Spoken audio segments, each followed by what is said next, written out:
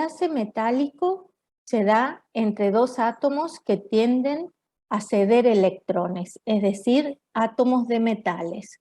Los cationes forman una estructura cristalina y los electrones ocupan los intersticios, que serían los espacios que quedan entre los cationes, ¿sí? Que quedan libres en ellas son los espacios sin estar fijos a ningún catión concreto, y por eso se dice que hay como un mar o nube de electrones, y que cada electrón de valencia de ese átomo o catión, mejor dicho, que está en una posición fija, no pertenece solo a ese catión, sino que puede interactuar también con los vecinos, cationes vecinos. Los electrones están deslocalizados, esa es otra característica por la cual ustedes pueden diferenciar el enlace metálico del enlace covalente, que en general es un enlace direccional, exceptuando cuando el enlace es múltiple. Y estabilizan la estructura se estabiliza la estructura al tener carga contraria a los cationes. Fíjense que en los nodos de la red, que serían los puntos de la red donde se ubican los cationes, tenemos cargas positivas, y los electrones están compensando esas cargas positivas. Eso le da, digamos, propiedades muy características a los metales, que en general no poseen ni los compuestos covalentes ni los compuestos iónicos. Cada átomo comparte sus electrones de valencia como electrones de enlace con todos sus vecinos. Estos electrones son capaces de desplazarse, y eso también habla de propiedades características de los metales. Bueno, repito por si no se entendió cómo es la estructura: los iones positivos, en los que se han convertido los átomos que comparten o liberan sus electrones, quedan en los nodos de la red cristalina. Esto imaginen que es un sólido y que está sumergida en una nube de electrones. La repulsión entre los iones positivos no se produce debido al efecto aglutinante que ejercen la nube de electrones, ¿sí? Entonces, no hay repulsión de cargas, ¿sí?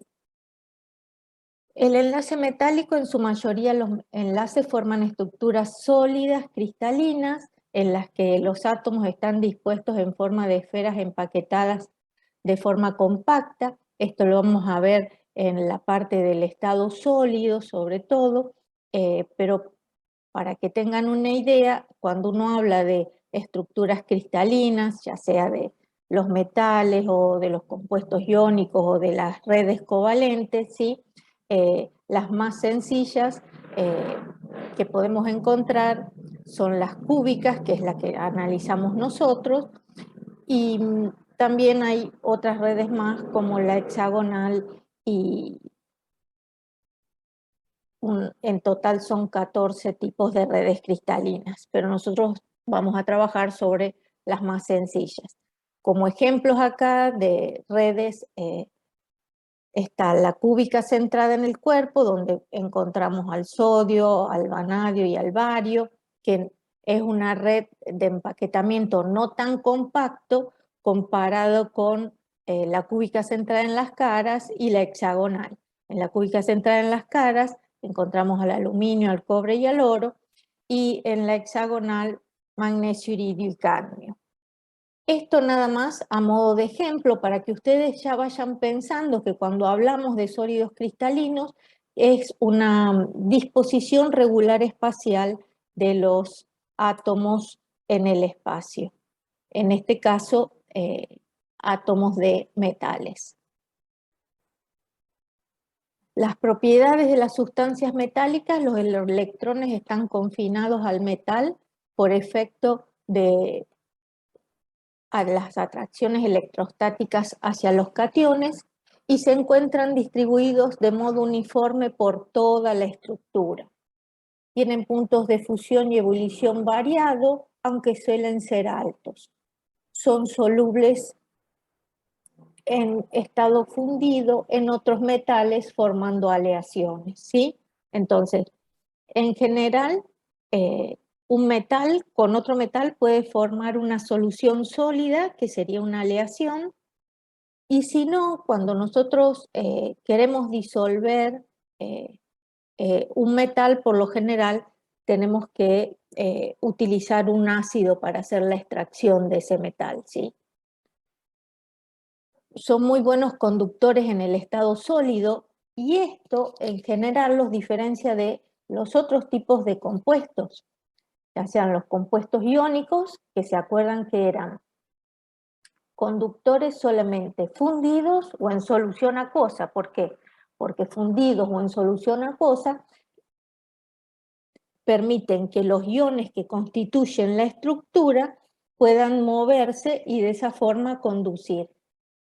En el caso de los compuestos covalentes, hay solo ciertas especies capaces de conducir y es cuando tienen electrones de enlaces múltiples deslocalizados, como era el caso del grafito, que podía conducir entre las capas, pero no perpendicular a las capas, ¿sí? En cambio, los metales en estado sólido siempre son conductores. La corriente eléctrica fluye con facilidad dentro de la estructura metálica y se debe al flujo de electrones en el interior del metal. Por lo regular, al ser buenos conductores de la electricidad, también son buenos conductores térmicos, es decir, ambas propiedades se dan en los metales. Y casi todos los metales son maleables, lo que significa que se pueden martillar para formar láminas delgadas o dúctiles, es decir, que se pueden formar alambres, que se pueden estirar hasta hacer, digamos, alambres, hilos, ¿sí?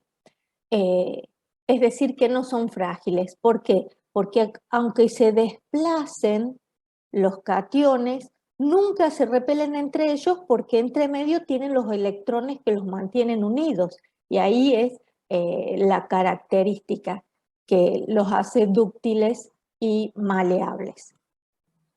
Bueno, con esto estaríamos terminando el enlace metálico y la parte de la unidad 3 que refería a enlace entre átomos, ¿sí? Ahora vamos a ver cómo es la interacción entre moléculas, ¿sí? O entre iones. Para esto vemos la parte de fuerzas intermoleculares. En cualquier esquema que ustedes vayan viendo, las fuerzas intermoleculares, como su nombre lo indica, es entre moléculas. Si podemos decir que estos fueran moléculas de agua, un oxígeno y dos hidrógenos, es la interacción que hay entre el oxígeno de una molécula con el hidrógeno de la vecina, ¿sí? De la molécula vecina. Porque el enlace intramolecular o entre átomos es el que mantiene unido a los hidrógenos con el oxígeno. Es muy importante, digamos, distinguir esa diferencia porque después llega un momento que ustedes hablan de romper enlaces y confunden entre la energía necesaria para separar a la molécula de agua en sus átomos constituyentes a separar dos moléculas de agua para que pasen del estado líquido al estado vapor, por ejemplo. Son energías muy diferentes. Las que están punteadas siempre la van a ver, digamos, en general expresadas o esquematizadas como líneas de puntos, van a ser las fuerzas intermoleculares, fuerzas entre moléculas, y las líneas continuas, o según si es un dipolo permanente, un dipolo transitorio, un ion, sabemos que va a corresponder a la especie. El enlace químico es la fuerza entre átomos dentro de la molécula o fuerza intramolecular. Justamente la gran diferencia entre el enlace químico y la fuerza intermolecular es que son fuerzas de magnitudes muy diferentes y las energías que uno aplica para separar dos átomos en un enlace químico es mucho mayor a la energía que uno aplica para separar dos moléculas en una fuerza intermolecular, ¿sí? Pero son todos fuerzas de atracción. Las fuerzas intermoleculares pueden ser de tipo dipolo-dipolo. No sé a qué les da idea cuando uno dice dipolo-dipolo. ¿Son moléculas polares o apolares que posean dipolo?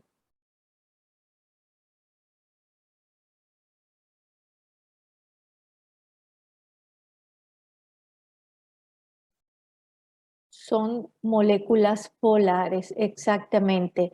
Moléculas que tienen un dipolo permanente, una densidad de carga parcial positiva en un extremo y una densidad parcial de carga negativa en el otro. ¿Dónde está, dónde se supone que debiera estar la densidad de carga parcial negativa en una molécula? ¿Sobre el átomo más electronegativo o sobre el átomo menos electronegativo?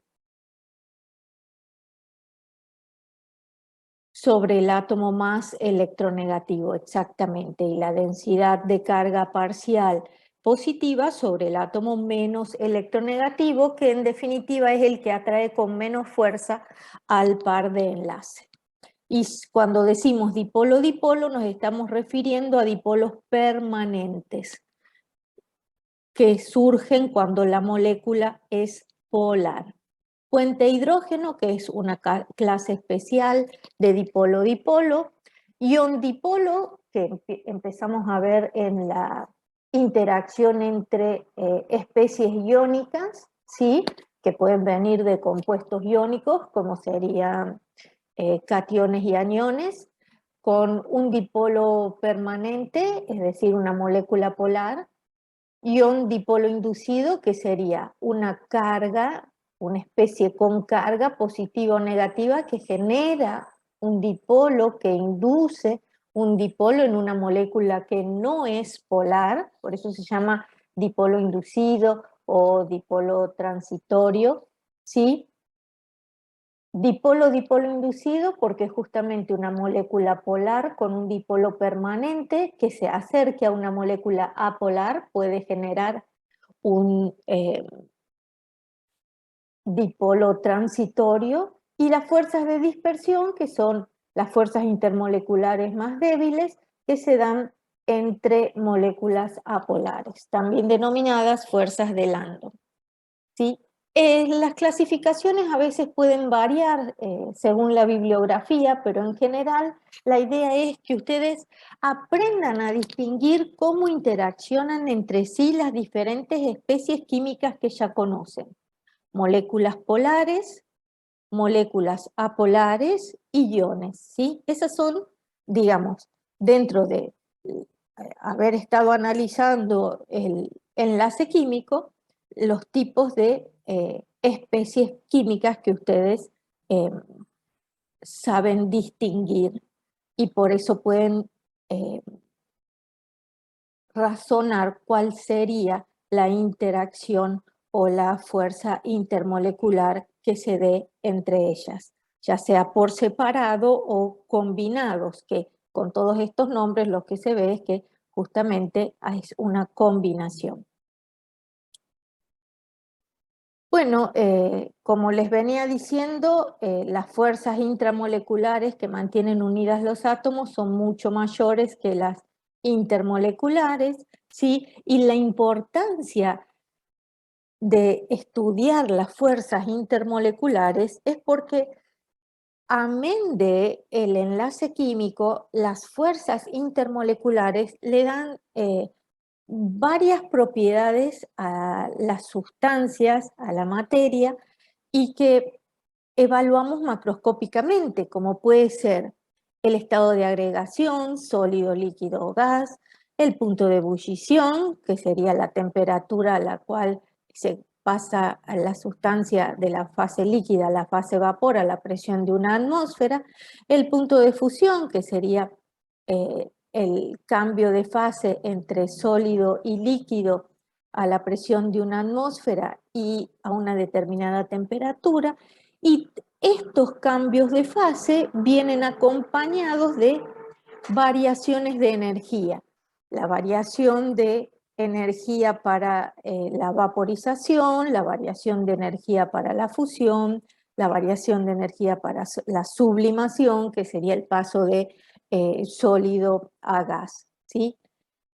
Es decir, procesos como son los cambios de fase que requieren de un cambio de energía y que son función de la intensidad de esas fuerzas intermoleculares. ¿Por qué? Porque si las fuerzas intermoleculares son más intensas, quiere decir que voy a necesitar más energía para pasar de líquido a vapor, por ejemplo, o más energía para pasar de sólido a líquido. Se va a ver reflejado las propiedades macroscópicas, en definitiva, en función de las intensidades de esas fuerzas intermoleculares. Pero para que tengamos en cuenta, esas fuerzas intermoleculares son de valores mucho más pequeños que lo que son las fuerzas intramoleculares que generan el enlace químico. Quiere decir que si yo quiero separar un mol de cloruro de hidrógeno en átomos de hidrógeno y cloro, voy a necesitar 431 kilojoules por mol. En cambio, si yo quiero separar las moléculas, un mol de moléculas del estado líquido a la fase vapor, voy a necesitar solamente 16 kilojoules por mol. Así que fíjense cómo en realidad hay mucha diferencia entre una y otra, y es importante que ustedes, cuando se expresan, logren aclarar bien que se están refiriendo a separar moléculas, ¿sí? Porque a veces, por ejemplo, uno termina diciendo, usando el vocablo de romper enlace, que está el enlace puente hidrógeno, y a veces parece que se está refiriendo a separar átomos dentro de una molécula. Hago hincapié porque nuevamente el lenguaje químico, digamos técnico, químico, es muy importante en esta unidad. Si ustedes recuerdan, cuando nosotros veíamos las longitudes de enlace, si tengo dos radios covalentes, me dan un enlace covalente, la longitud del enlace covalente, y ese sería, digamos, la distancia de mínima energía que representaría, por ejemplo, esos 431 kilojoules por mol, que después yo voy a tener que agregar a un mol del compuesto para separarlos en sus átomos. En cambio, cuando yo quiero separar una molécula de otra, se supone que pueden estar lo más próximo entre ellas, que son los radios de Van der Waals, que son radios mayores ya que no están superpuestas, ¿sí? Y al ser mayor la distancia, es menor la energía que voy a necesitar para separar las especies moleculares, ¿sí?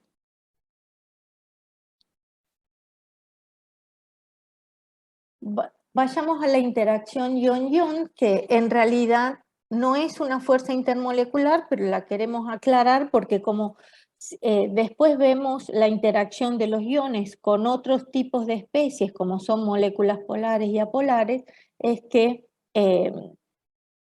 digamos, lo aclaramos, ¿sí?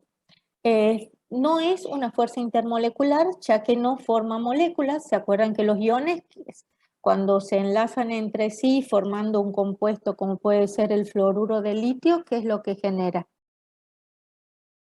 Si no genera una molécula. ¿Cómo se llama cuando yo escribo fluoruro de litio? una unidad formular. Muy bien. Es una interacción entre dos iones de cargas opuestas, como puede ser en el cloruro de sodio, donde hay una sucesión, recuerdan, de cationes sodio rodeados por aniones cloruro, ¿sí? Que eran muchos más que uno. En la estructura cristalina habíamos visto una estructura en la cual estaba rodeado por 6 aniones cloruro cada cation sodio y viceversa. Es un tipo de interacción muy fuerte y se encuentran en fases condensadas, ¿sí? Los compuestos iónicos, habíamos aclarado que un modo de distinguirlos era porque decíamos que se encontraban en estado sólido, ¿sí? Y una característica es que, recuerdan que la energía reticular era proporcional al producto de las cargas dividido la distancia entre los núcleos. La fuerza, en este caso, es proporcional al producto de las cargas dividido el cuadrado de la distancia entre los núcleos.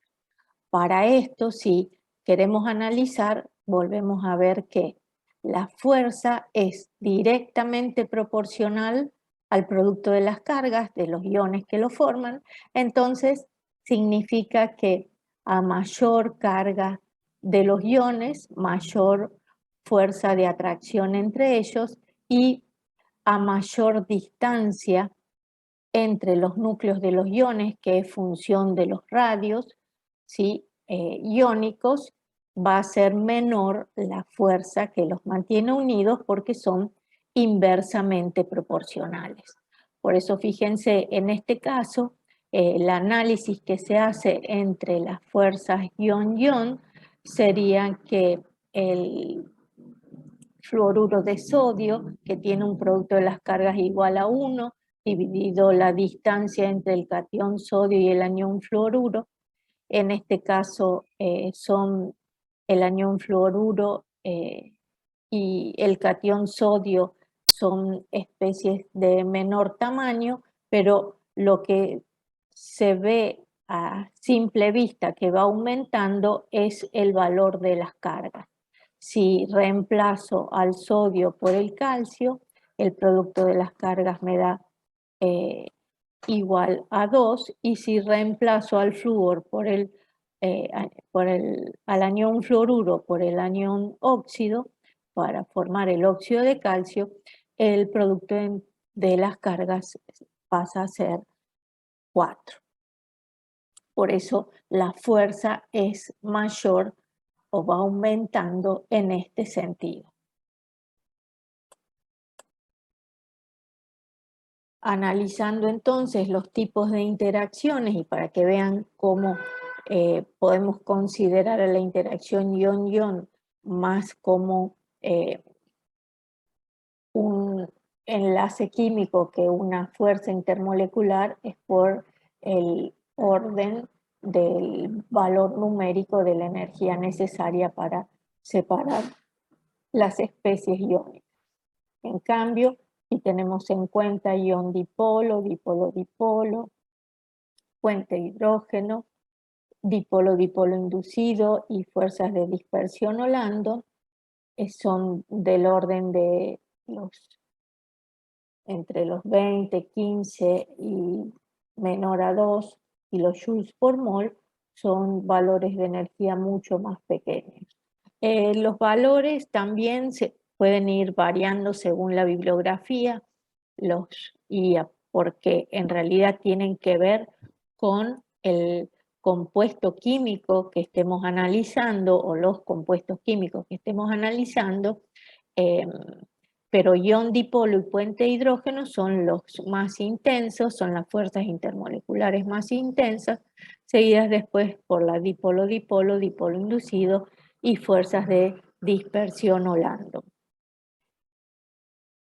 Aquí tienen resumido nuevamente ion dipolo entre iones, especies iónicas y moléculas polares, dipolo-dipolo entre moléculas polares que poseen dipolos permanentes que se van orientando, puente hidrógeno, que es un tipo de fuerza intermolecular especial dipolo-dipolo. ¿Por qué? Porque en la constitución o composición de la molécula existen nitrógeno, oxígeno o flúor como elemento muy electronegativo y están enlazados dentro de la molécula con el elemento hidrógeno. Dentro de la molécula tengo que ver la constitución de alguno de estos enlaces, al menos nitrógeno-hidrógeno, oxígeno-hidrógeno o flúoro-hidrógeno, para que esa especie sea capaz de formar puente hidrógeno con las moléculas vecinas. Dipolo-dipolo inducido, una de ellas es polar y la otra es no polar, una molécula no polar, y de dispersión o Landon, que la poseen todas las moléculas porque es función de una interacción molecular en función del tamaño, de la constitución de la molécula, pero también es propia porque es el único tipo que van a tener las moléculas apolares. Bueno, cuando analizamos la interacción ion-dipolo, en este caso, un catión con la molécula de agua o un compuesto iónico que puede ser una sal que se disuelve en agua, tanto el catión como el anión van a generar una orientación del dipolo permanente de las moléculas de agua, de manera tal que la densidad de carga parcial negativa se orienta atrayendo al catión, mientras que la densidad parcial de carga positiva se orientan atrayendo al anión. Fíjense también que las moléculas polares tienen la fuerza suficiente como para separar los iones y generar sistemas que se conocen como soluciones, ¿sí? Una solución salina está formada por compuestos iónicos más agua. La interacción entre un ion y un dipolo, por ejemplo, el catión sodio y el agua, que sería esta esquematización, es una de las fuerzas intermoleculares más fuertes, ¿sí? Como yo les decía, ion dipolo y puente hidrógeno.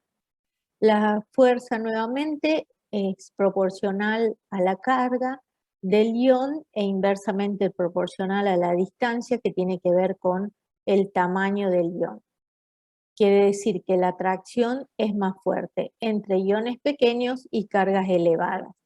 Por eso está la comparación entre una molécula de agua interaccionando con el catión sodio y el catión magnesio. En el caso del catión magnesio tiene mayor carga y por ende menor radio iónico, ¿sí? Porque la carga nuclear es mayor que el número de electrones con carga negativa que le quedan después de haber perdido 2 electrones de valencia. Entonces, la interacción ion-dipolo es mayor en este ejemplo que en este, ¿sí? Porque las cargas en el sodio son menos y el tamaño también del ion es mayor. Los iones se rodean de moléculas de agua, en este caso como están orientados el oxígeno, esto corresponde a un catión, y la solvatación de iones por moléculas de agua también se puede denominar hidratación, ¿sí? Por eso hay sales que se comercializan hidratadas, porque en realidad de ese modo son más estables y porque son sales que eh, se, digamos, interaccionan fácilmente con las moléculas de agua.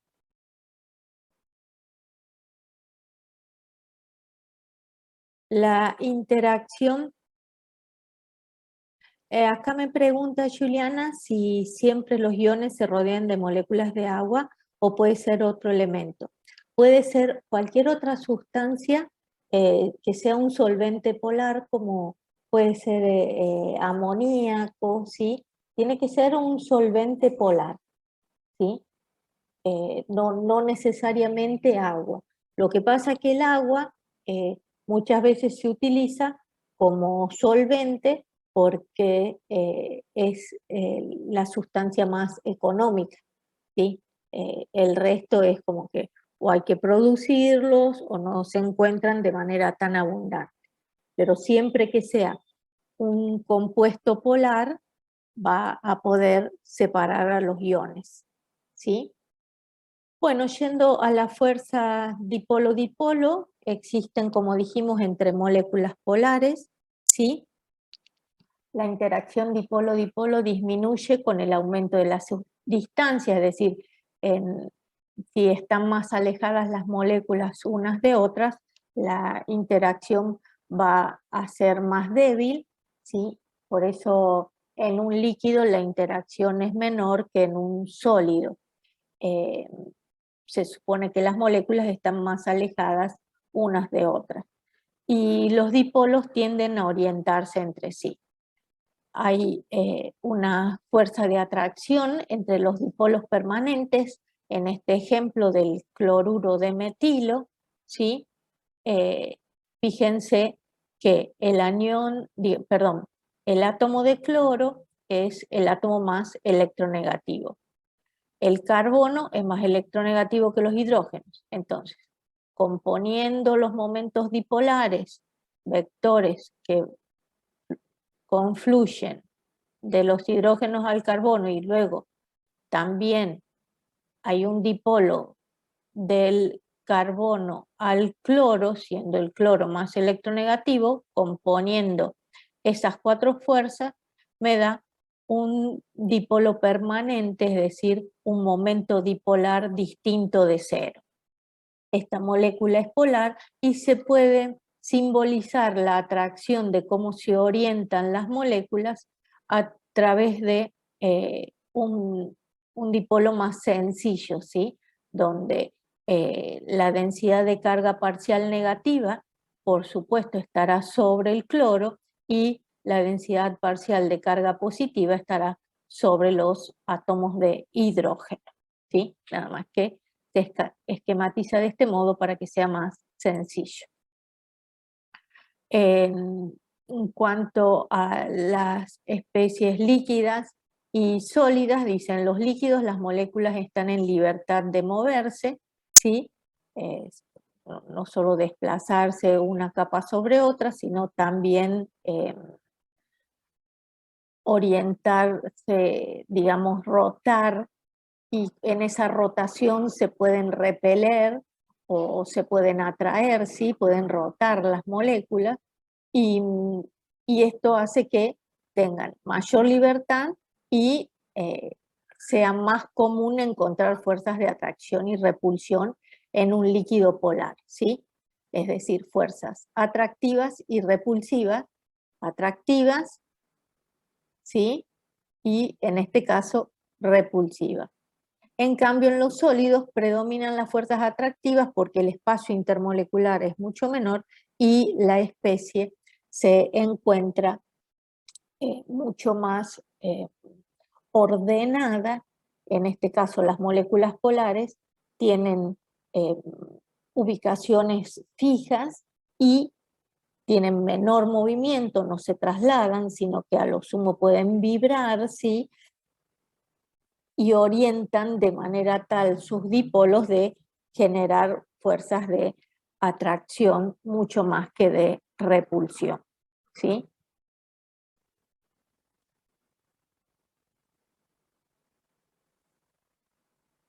En cuanto a la interacción de puente hidrógeno, que a veces lo que yo les comentaba puede aparecer como enlace puente hidrógeno, es una interacción dipolo-dipolo. Si es una interacción dipolo-dipolo, ¿entre qué tipo de moléculas se va a dar?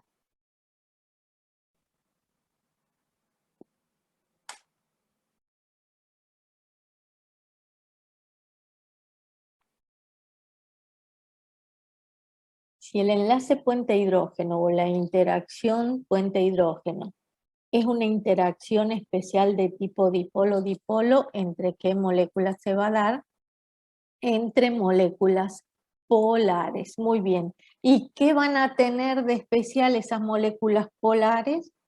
Van a tener en su estructura una composición química de hidrógeno enlazado a nitrógeno u oxígeno o flúor, ¿sí? Y la interacción entonces se va a dar entre el átomo de hidrógeno en un enlace polar y los electrones no enlazados de los átomos muy electronegativos de nitrógeno, oxígeno o flúor de la molécula vecina.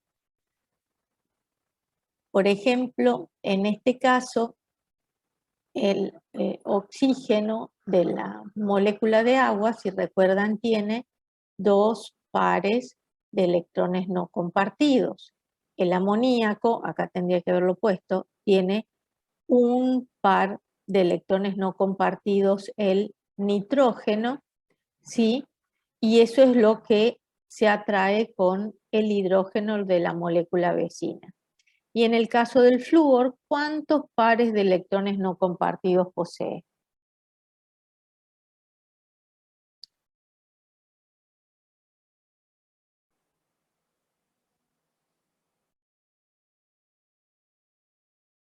¿Cuántos pares de electrones no compartidos posee el átomo de flúor, por ejemplo, en la molécula de fluoruro de hidrógeno?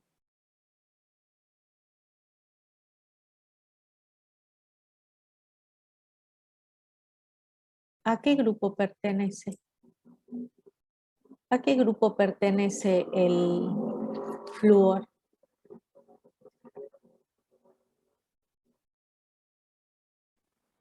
Vamos por partes. ¿A qué grupo pertenece el flúor?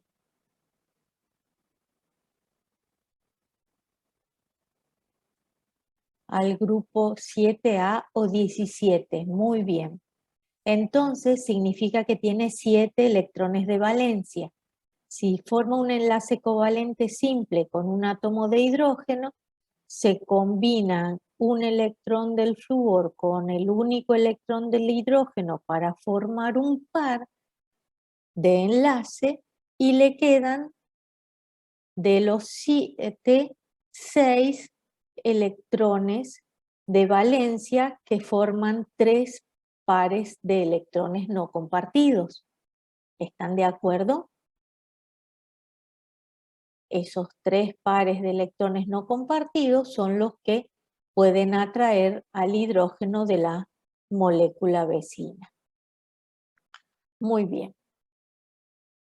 Hay una particularidad en la molécula de agua y en general el agua. Se sabe que es un líquido y no un gas a temperatura ambiente justamente por los enlaces puente hidrógeno. Pero a diferencia de la mayoría de las sustancias químicas, el agua en estado sólido es menos densa que en estado líquido. Y esa menor densidad se debe a que el agua sólida forma tetraedros unidos, digamos, un átomo de oxígeno y 4 de hidrógenos unidos en los vértices, digamos, de ese tetraedro, ¿sí? Un oxígeno y 4 hidrógenos, es como que quedara unido. Un oxígeno, estos 2 hidrógenos y estos 2. Y a su vez, las moléculas de agua, por ese enlace puente hidrógeno, no, no pueden acercarse más y quedan con una estructura donde el espacio vacío explica la baja densidad que tenga el hielo.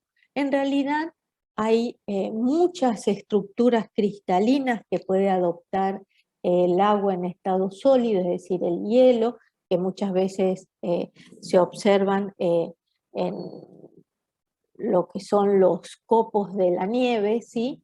Y en todas esas diferentes estructuras cristalinas, la menor densidad del agua se debe a la cantidad de enlaces puente hidrógeno que puede formar, ¿sí? Formando de esta manera, fíjense, 4 enlaces puente hidrógeno y en una estructura regular, espacial, ¿sí? Fíjense cada molécula de agua, cómo está enlazada con otra, ¿sí? Y el espacio entre ellas es muy grande que hace que el hielo flote en el agua líquida. Las fuerzas ion dipolo inducido era otro tipo de interacción que habíamos visto. La proximidad entre un ion y una molécula apolar hace que ¿quién se ve afectado? ¿Qué les parece? Si yo tengo una especie con carga, que sería un ion, que ganó o perdió electrones, ¿sí? Puede ser un catión o puede ser un anión, ¿sí? Cuando gana o pierde electrones, ¿por qué era una especie estable y se iba a quedar con esa carga?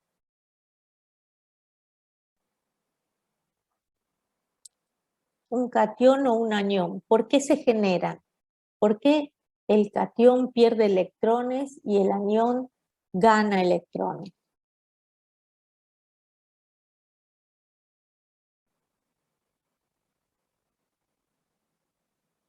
¿No era para hacer isoeléctrico con un gas noble o algo así? Exacto, para convertirse en una especie isoelectrónica con el gas noble más próximo, y eso se sabe que le da mucha estabilidad. Entonces, lo que ocurre es que el ion, que es una especie estable, puede generar, digamos, un cambio en una molécula apolar. ¿Por qué? Porque el concepto de molécula apolar es un concepto que se parece más a un modelo que a la realidad. ¿Por qué? Porque aunque uno piensa que en una molécula de hidrógeno o en una molécula de oxígeno, como está representado acá, tenemos 2 átomos iguales enlazados por un enlace doble, y la especie, digamos, comparte los pares de electrones entre los núcleos de los átomos, los electrones son especies no solo con carga, sino que tienen masa muy pequeña y que están en movimiento. Y cada catión tiene los electrones correspondientes a ese elemento más el enlace formado. Entonces, una molécula apolar es una molécula que uno piensa que la simetría de la nube electrónica es permanente cuando uno interpreta el concepto, pero ese concepto es más ideal o se ajusta más a un modelo, ¿sí? A lo que es la realidad. ¿Por qué? Porque si no, todas las moléculas apolares debieran ser gases. ¿Por qué? Porque como son apolares, no interaccionan entre sí. Y en realidad hay un montón de moléculas apolares que son líquidos, ¿sí? Y el ejemplo más sencillo para interpretar en cuanto a ustedes sería las moléculas diatómicas de flúor, cloro, bromo y yodo. Flúor y cloro son gases a temperatura ambiente, bromo es un líquido y yodo es un sólido. Por supuesto que la interacción es débil, que pasan fácilmente a la fase vapor, pero si hay una interacción, quiere decir que la molécula no puede ser apolar todo el tiempo. Bueno, justamente por esto, porque las moléculas no pueden ser apolares, digamos, todo el tiempo, es que la presencia de un agente externo, como puede ser una especie con carga, que sería un ion con carga positiva o negativa, hace que la proximidad del ion provoque una distorsión en la nube electrónica de la molécula apolar que la convierte en un dipolo transitorio, ¿sí? O que le induce un dipolo. Yo siempre doy el ejemplo, digamos, del catión ferroso de la hemoglobina de la sangre y la molécula de oxígeno, porque todos respiramos, digamos, y inhalamos oxígeno y exhalamos dióxido de carbono. ¿Cómo podrían esos gases entrar en nuestro cuerpo, andar por las venas y las arterias y ser eliminados si no pudieran interaccionar con las especies líquidas que están constituyendo, digamos, lo que es la sangre o las moléculas que están constituyendo la sangre, ¿sí? Y atravesar las membranas celulares, las paredes celulares? Entonces, es una cuestión de que alguna interacción tiene que existir. Bueno, en este caso, la molécula diatómica del oxígeno, que es una molécula homonuclear apolar, ¿sí?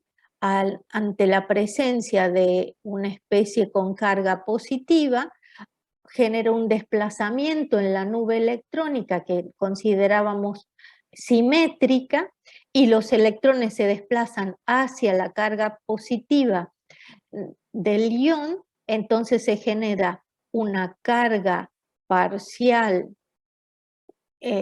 transitoria negativa en la porción izquierda, en este caso, de la molécula de oxígeno, de manera tal que hay una mayor densidad electrónica, por ende hay una carga parcial positiva sobre el otro extremo de la molécula, porque hay menor densidad electrónica.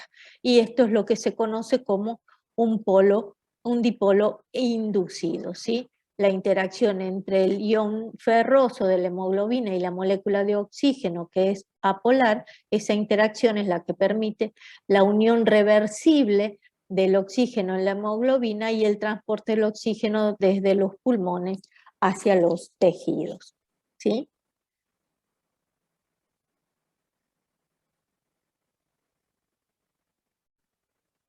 Las fuerzas dipolo inducido, en este caso serían moléculas polares con especies apolares, ¿sí? Porque entonces ustedes empiezan a ver el vocablo dipolo inducido o dipolo transitorio, y siempre se va a corresponder con una molécula apolar. Como ya habíamos aclarado que cuando vemos el vocablo dipolo solo, se corresponde con una molécula que tiene un dipolo permanente, que sería una molécula polar, es decir, que tiene un momento dipolar resultante distinto de cero. Tiene lugar entre moléculas, una molécula polar y una molécula apolar. La carga de la molécula polar provoca una distorsión en la nube electrónica de la molécula apolar y la convierte en un dipolo transitorio, ¿sí? Si esta es la orientación de la molécula polar, en este caso el dipolo transitorio generado justamente será en función de cargas opuestas, ¿sí? Se establece una fuerza de atracción entre las moléculas, y el dipolo permanente, por ejemplo, de las moléculas de agua, produce un dipolo inducido en la molécula de oxígeno por distorsión de la nube electrónica. Este es el ejemplo que yo siempre doy, digamos, de la vida acuática. Se debe a la capacidad que tiene el agua de generar dipolos inducidos en los átomos, perdón, en las moléculas de oxígeno que están en el aire, disolverlos y por ende permitir la vida acuática. En este caso, fíjense que como siempre tengan en cuenta cómo se orientan los dipolos, ¿sí? En este caso el agua tiene la carga parcial negativa del lado izquierdo y la carga parcial positiva del lado derecho. Entonces, en la molécula apolar homonuclear de oxígeno va a generar que el polo negativo de la molécula de agua haga que los electrones se repelan, ¿sí? Y va a aumentar la densidad electrónica sobre el oxígeno de la izquierda, resultando la carga parcial negativa transitoria sobre el oxígeno de la izquierda y sobre el oxígeno de la derecha, la carga parcial positiva transitoria, ¿sí? Esta interacción permite que gases apolares como oxígeno, nitrógeno y dióxido de carbono se puedan disolver en agua.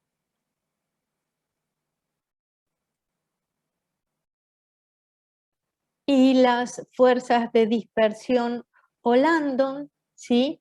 Que dijimos que son fuerzas que existen en todas las moléculas y que son función del tamaño de las moléculas, del peso molecular, de la cantidad de átomos que la constituyen y del, digamos, del área de contacto entre moléculas. Pero también las fuerzas de dispersión o Landon son las fuerzas propias de las moléculas apolares. Por esto es que les explicaba que no es común que una molécula apolar tenga una nube electrónica simétrica eternamente, sino que como los electrones son especies con carga muy pequeños y que están en continuo movimiento, aún en un enlace direccional, tienen una zona de probabilidad de encontrar al enlace, se puede producir una distorsión en la nube electrónica, se genera un dipolo instantáneo o transitorio que automáticamente va a provocar en la molécula vecina la generación de otro dipolo transitorio. Aunque este dipolo desaparezca, se generó este en consecuencia y por ende va a ir generando en las otras moléculas vecinas. ¿Qué mecanismo tienen las moléculas apolares para atraerse entre sí? La distorsión en la distribución de la nube electrónica en una molécula da como resultado dipolos instantáneos que se inducen a otras moléculas vecinas, ¿sí? Las responsables de la interacción entre moléculas polares es la fuerza de dispersión, está presente en todas las moléculas, pero no son las preponderantes, sí son preponderantes en las apolares. Si yo hablo de una interacción dipolo-dipolo o una interacción puente hidrógeno, sí, también existen fuerzas de dispersión, pero no son las predominantes, ¿sí? O preponderantes, las más importantes. Por eso solo hablamos de las que son más importantes en cada especie. Son las fuerzas intermoleculares más débiles y aparece el concepto de polarizabilidad, que es la capacidad de las moléculas para formar un dipolo instantáneo o transitorio, ¿sí? Justamente que se forme este dipolo instantáneo se denomina polarizabilidad. La mayor polarizabilidad se debe a una mayor área de contacto, mayor peso molecular o mayor tamaño de la molécula, que va a generar una mayor intensidad de la fuerza de dispersión. Por ejemplo, aquí tenemos todos compuestos apolares, son compuestos de carbono, en este caso un hidruro, que es el metano, y después los halogenuros de carbono, fluoruro de carbono, tetrafluoruro de carbono, tetracloruro de carbono, tetrabromuro de carbono y tetraioduro de carbono. En la molécula más pequeña y de menor masa, el punto de ebullición es menor. Todas tienen fuerzas de dispersión, pero vemos cómo el punto de ebullición va aumentando, porque va aumentando el tamaño y el peso molecular. entonces hay mayor capacidad para polarizarse en las moléculas más grandes, ¿sí? La nube electrónica es mayor, se puede distorsionar más fácilmente, ¿sí? Y fíjense cómo se puede ver claramente, ya que los puntos de ebullición cambian sobremanera, a punto tal que podemos decir que a temperatura ambiente los 3 primeros son gases y el resto corresponden a fase condensada. ¿Por qué? Porque sabemos que pasan recién a la fase vapor a 90 y a 171 grados centígrados.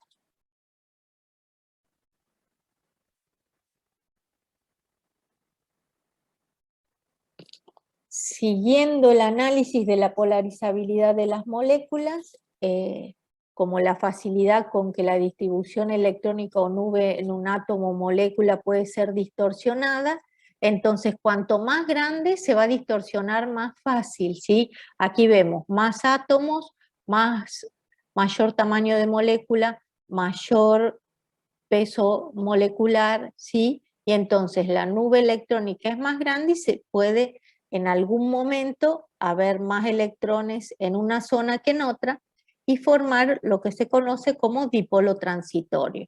Ese dipolo transitorio induce dipolos en moléculas vecinas.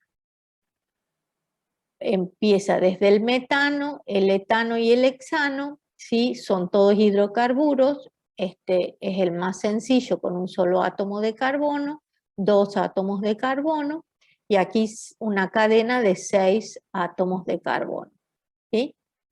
La polarizabilidad aumenta y entonces si ustedes quisieran decir cuál tiene mayor fuerza intermolecular de estos tres.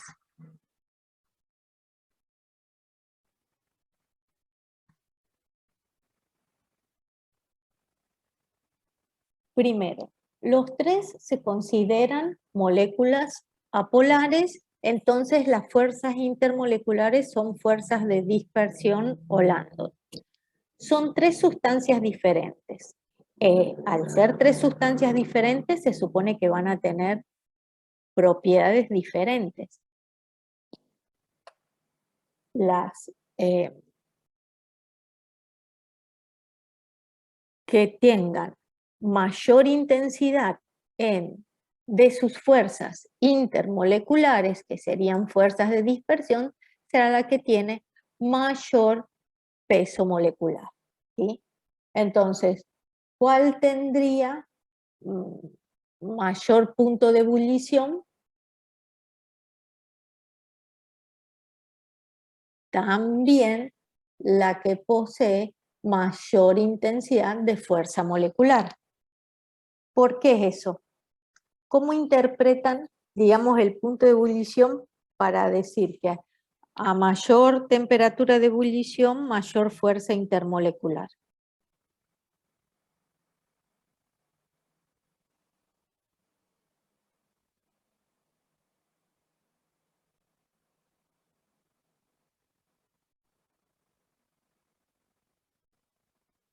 Primero, las tres tienen la misma fuerza intermolecular, pero la diferencia es que la intensidad de la fuerza intermolecular es mayor en la de mayor peso molecular. Por ende, se necesita mayor energía para romper esas fuerzas. Muy bien. Esa mayor energía para romper las fuerzas intermoleculares se traduce en una temperatura más alta para pasar de una fase a otra. Muy bien. Y en este caso, para tener en cuenta lo que era el área de contacto, para que se vea claramente, tenemos estas dos especies, el N-pentano y el dimetilpropano, ¿sí? Propano porque es cadena de 3 carbonos y dimetil porque tiene 2 grupos metilos enlazados al carbono central. En cambio, el N-pentano son 5 carbonos enlazados en forma lineal, digamos, ¿sí? Se dice una cadena alifática, ¿sí? Y esta es una cadena ramificada, pero, oh sorpresa, las dos especies tienen la misma fórmula química, pero tienen distinta estructura, ¿sí? Son isómeros estructurales. No es necesario que lo sepan, pero ustedes, mostrándoles el ejemplo, ustedes ven que tienen la misma fórmula, pero diferente estructura. La molécula en forma alargada del N-pentano favorece el desarrollo de dipolos transitorios e inducidos, ¿sí? Por la mayor área de contacto entre moléculas, ¿sí? Que el dimetilpropano. Por ende, las fuerzas intermoleculares, porque ustedes fíjense que habría como una nube electrónica alargada, y acá la nube electrónica es como más simétrica, más redonda, entonces es más fácil distorsionarlo porque puede haber una mayor concentración de electrones en un área que otras, haber una distorsión de la nube electrónica y formarse el dipolo transitorio más fácilmente en el N-pentano que en el dimetilpropano, y entonces, a pesar de que tienen la misma fórmula, tienen la misma, el mismo, perdón, peso molecular, por tener diferente distribución espacial, la molécula de N-pentano las moléculas tienen fuerzas intermoleculares más intensas que las del dimetilpropano, siendo que a su vez ambos tienen fuerzas de dispersión. Bueno, este gráfico muestra todos compuestos que son hidruros, pero estos hidruros lo que tienen es que están formados por elementos de diferentes grupos. Grupo 4, grupo 5, ¿sí? Grupo 6, grupo 7, ¿sí? ¿Y qué se puede ver? Se puede ver que hay algunos que tienen mayor punto de ebullición, temperatura de ebullición, ¿sí? Y otros poseen menor temperatura de ebullición. Fíjense que esta variación es por periodo, ¿sí? Y, digamos, analizado en abscisas, pero uniendo las líneas, vemos grupos. Los mayores puntos de ebullición están en el agua, en el fluoruro de hidrógeno y en el amoníaco. ¿Y por qué les parece que es? ¿Qué fuerza intermolecular tienen?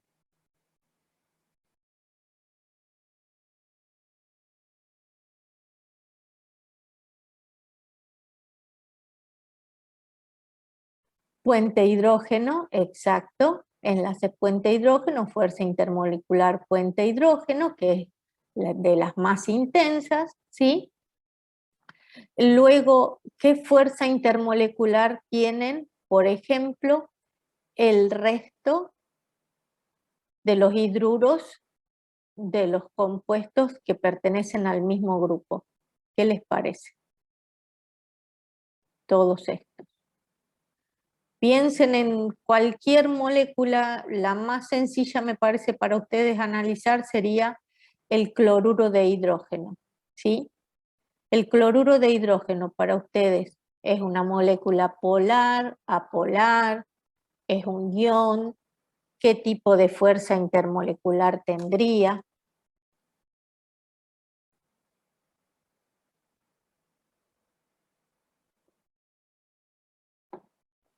El cloruro de hidrógeno. ¿Es polar, apolar, es un ion? ¿Qué es?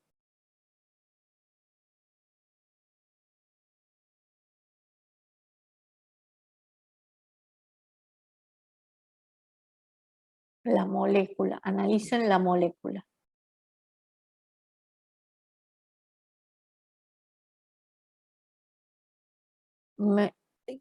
¿Quiénes están unidos? Dos elementos ¿de qué tipo?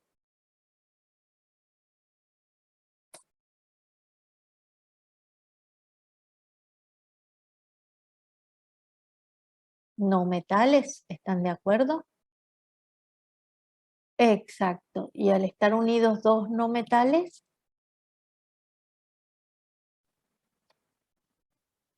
¿qué les parece? Puede tener un enlace covalente y esta molécula ¿es polar o no polar?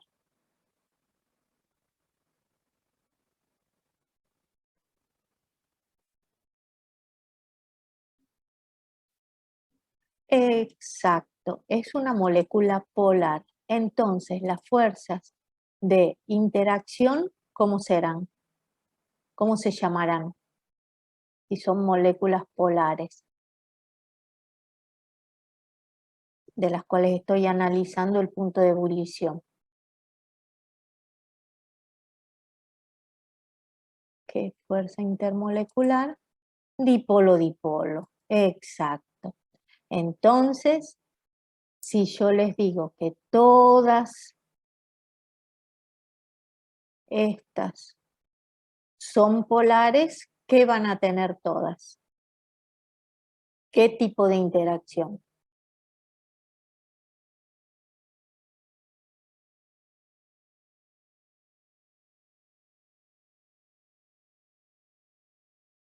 ¿Qué tipo de interacción?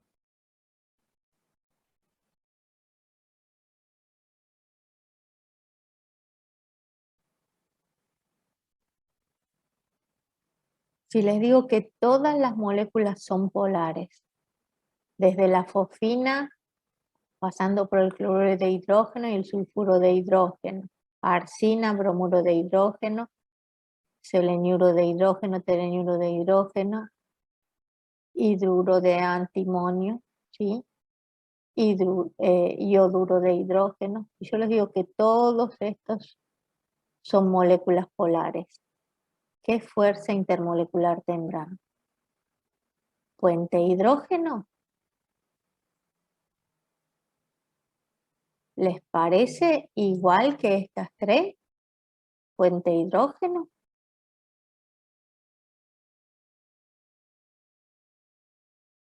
No, como el cloruro de hidrógeno, todas menos estas tres son fuerzas intermoleculares dipolo-dipolo. Ahora, ¿por qué cambia el punto de ebullición si todos tienen la misma fuerza intermolecular? Justamente tiene que ver con la polaridad del enlace a veces, que puede generar un dipolo mayor, o por el tamaño de la molécula, y entonces también ser mayor el dipolo generado, ¿sí?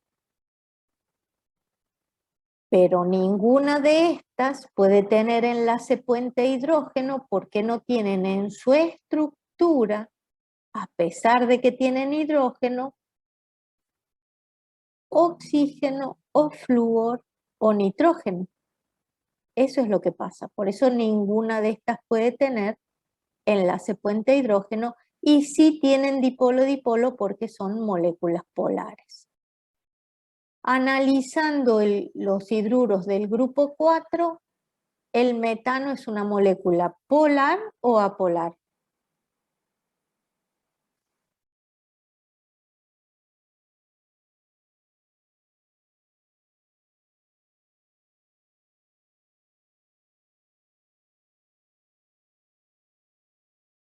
El metano es una molécula apolar. ¿Y qué piensan ustedes de los siguientes compuestos que pertenecen al grupo 4, en el sentido que el átomo central son hidruros del grupo 4, porque el átomo central, silicio, germanio y estaño, pertenecen al grupo 4?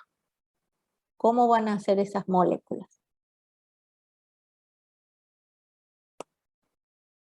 ¿Polares o apolares como el metano? Apolares como el metano. ¿Qué fuerza intermolecular le corresponde entonces?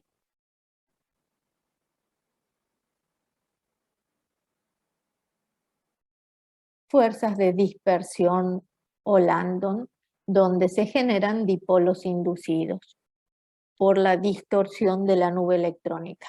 ¿Y por qué aumenta el punto de ebullición si todos tienen la misma fuerza intermolecular?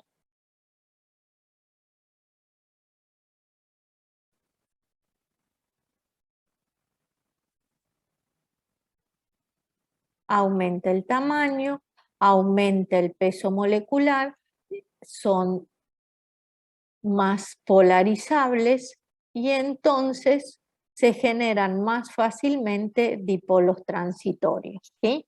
Las moléculas se vuelven más polarizables, ¿sí? Y volverse más polarizables significa que tienen mayor facilidad para generar dipolos transitorios y van a interaccionar más entre ellas. Muy bien. Bueno, en este caso también, como vimos recién la cuestión del N-pentano y el dimetilpropano, ¿sí? Para moléculas con masas y tamaños aproximadamente iguales, la intensidad de las atracciones intermoleculares aumenta al incrementarse la polaridad. En el caso del N-pentano y el dimetilpropano eran moléculas las dos apolares. Acá tenemos el propano que es apolar, el éter dimetílico que es polar, el cloruro de metilo que es polar, ¿sí? Y el acetaldehído y el acetonitrilo que también son polares, entonces aumentan sus momentos dipolares y por eso se puede decir que desde el éter dimetílico en adelante son interacciones dipolo-dipolo, ¿sí? Y esas interacciones dipolo-dipolo se ven reflejadas en un aumento del momento dipolar de la molécula y por ende en el punto de ebullición, ¿sí? Entonces, para masas o pesos moleculares semejantes, en el caso de moléculas que son polares, fíjense, el propano que se considera apolar tiene un momento dipolar muy pequeño comparado con el resto, ¿sí? Estas moléculas que son, el resto son polares, al aumentar el momento dipolar, aumenta el punto de ebullición. Bueno, con esto terminamos fuerzas intermoleculares y toda la unidad 3. Como siempre yo sugiero que hagan un repaso, digamos, de la unidad una vez que ustedes ya la han estudiado, no solo a través de las autoevaluaciones que están en el aula virtual, sino también confeccionando algún mapa conceptual, ¿sí? Un cuadro sinóptico que les sirva para ir recordando conceptos y relacionando los temas. En el caso de los enlaces entre átomos, que era el enlace químico, recuerdan que vimos iónico, covalente y metálico. El iónico se transfieren electrones de un átomo a otro y están formados por metales y no metales, forman redes cristalinas iónicas, unidades formulares y que una medida de la estabilidad es la energía reticular, que es la energía de atracción electrostática entre los iones. En este caso, es importante que recuerden la fórmula de la energía reticular, porque cuando nosotros le preguntamos cuál tiene mayor estabilidad o mayor punto de fusión, ustedes lo relacionan con el tamaño de la molécula y para el caso de los compuestos iónicos no es por el tamaño de la molécula, sino que es en función de la energía reticular, que era el producto de las cargas de los iones dividido la distancia entre los núcleos, que es la suma de los radios, ¿sí? Entonces es un concepto que se suele llegar a confundir por lo que después vemos en enlace covalente, ¿sí? Y fuerzas intermoleculares. En el enlace covalente los electrones están compartidos entre dos átomos por pares, son elementos no metálicos, puede haber enlaces simples, dobles y triples, y hay una serie de teorías que sería la de repulsión de los pares electrónicos de valencia, que me da la geometría molecular, la teoría del enlace de valencia e hibridación, que me da la disposición de los electrones en la molécula, ¿sí? Y por eso están los enlaces sigma y pi, ¿sí? Y la resonancia, que gracias a los enlaces pi justifica la longitud de enlace en especies que no pueden ser representadas por una única estructura de Lewis, ¿sí? Con todos estos conceptos vemos polaridad, energía, ángulo y longitud de enlace, y de la molécula vemos la polaridad y sus geometrías. Tenemos entre los compuestos covalentes redes cristalinas y moléculas, que vimos ayer, ¿sí? Como eran las especies como redes cristalinas, el diamante y el grafito, que son alótropos del carbono, y como moléculas podemos tener el ozono, el agua, el dióxido de carbono, ¿sí? Y el enlace metálico que vimos hoy, que son los electrones de valencia en una red de cationes, en general son todos sólidos, ¿sí? Formando redes cristalinas. Y las fuerzas intermoleculares que vimos, que ¿cuáles son?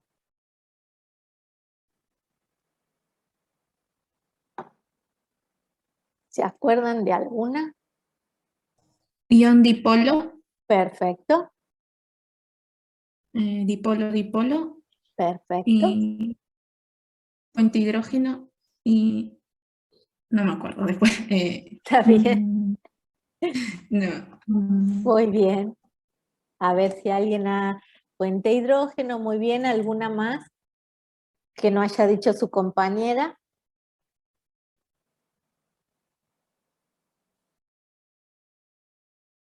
Dipolo, dipolo inducido, fuerzas de Landon o dispersión, muy bien. Perfecto. Ion dipolo inducido, dipolo, dipolo inducido y fuerzas de dispersión. Bueno, ¿quiénes forman cada uno? Sí, moléculas polares con oxígeno, hidrógeno o nitrógeno, más en el enlace puente hidrógeno, ion dipolo, el ejemplo son las disoluciones o soluciones, el ion dipolo inducido, dipolo dipolo inducido y fuerzas de dispersión, donde se forman dipolos transitorios gracias a la polarizabilidad de la molécula. Traten de recordar la capacidad para formar dipolos transitorios, que es la polarizabilidad. Bueno, después, como siempre, para cerrar la unidad tienen preguntas, entonces en función de las preguntas y del mapa conceptual que ustedes se armen, van repasando los temas, y cualquier duda que se les genera nos escriben por los foros o por el chat.